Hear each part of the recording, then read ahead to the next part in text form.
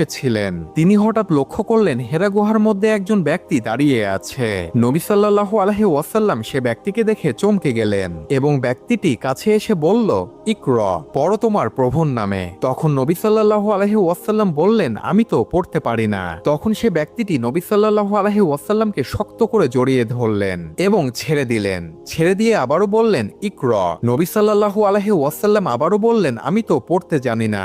সে ব্যক্তিটি আবারও শক্ত করে জড়িয়ে ধরলেন এবং কিছুক্ষণ পর ছেড়ে দিলেন। ছেড়ে দিয়ে আবারও তৃতীয়বারের মতো বললেন, ইকরা। নবী সাল্লাল্লাহু আলাইহি ওয়াসাল্লাম তৃতীয়বার একই কথা বললেন, আমি তো পড়তে পারি না। তখন সে ব্যক্তিটি পবিত্র কোরআনের সূরা আলাকের 5টি আয়াত পাঠ করে শোনালেন। আর এই ব্যক্তিটি কোনো মানুষ ছিল না, তিনি ছিলেন ফেরেশতা জিবরাইল আলাইহিস সালাম। প্রিয় নবী হযরত মুহাম্মদ সাল্লাল্লাহু আলাইহি ওয়াসাল্লাম তখনও জানতো না তিনি আল্লাহ তাআলার মনোনীত রাসূল। আর এই রাত থেকে ইসলাম প্রচারের যাত্রা শুরু হয়। আর এই রাত